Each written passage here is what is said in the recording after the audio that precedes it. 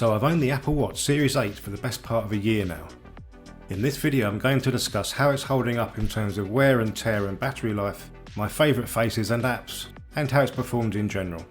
We'll also take a look at the bands I've been using too. The Apple Watch Series 8 is available in 41 or 45mm sizes. I opted for the larger 45mm size. For context, my wrists are around 18cm, which I think is around average for a guy. The 45mm watch looks about right on my wrist. It's definitely a fairly big watch, but not too big. It's worth noting that some third-party bands aren't available in the smaller 41mm size, so keep that in mind when you're deciding which is the best size for you. In terms of colour and material, I went for the Silver Aluminium, which gives a nice minimal look. My watch came with a white rubber sport band from Apple, which is okay I guess. The design is fairly basic, but it does the job and has a clean look. The other band I use is the ultra orange sport strap from Nomad. This is easily my favourite band. The rubber is rugged and strong, and I love the super vibrant look. It also provides some awesome visual contrast with the silver watch. I've left a link to this band in the description, but please note that it's only available in 45 or 49mm sizes. In terms of wear and tear, the Series 8 is held up nicely. The aluminium build quality feels fairly solid. I've not really picked up any scratches or marks. There's just a few tiny scuffs that are barely visible. The screen itself is also in great shape.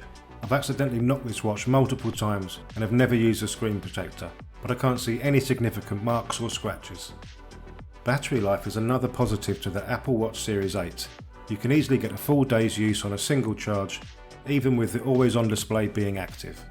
Charging time with the supplied charger is also impressive. You should be able to get a full charge in under an hour.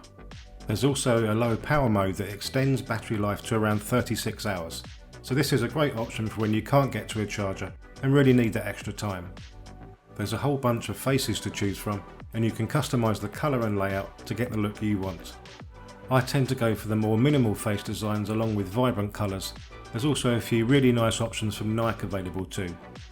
So in terms of apps, outside of tracking my steps, I don't really use the fitness and health options that much.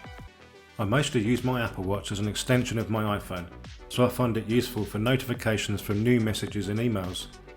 Another great use case are the contextual apps like timers and countdowns. These are really convenient to have on your wrist. I also use my Apple Watch as a media controller for both music and movies. The Spotify app is awesome.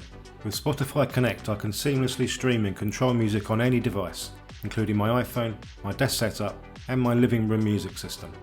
In a similar vein, being able to pause movies and TV shows on my Apple TV 4K is another cool use case. It's just nice to be able to do all of these things without having to constantly reach for my iPhone. So to conclude, is the Apple Watch Series 8 worth your money? If you're already invested in the Apple ecosystem with an iPhone and other devices, then I'd say this is definitely a product that's worth your attention. Now if you have a Series 7 from last year, it probably isn't worth upgrading.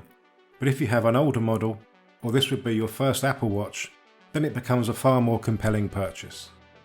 I love the way it seamlessly integrates with my iPhone, my Mac and my Apple TV 4K.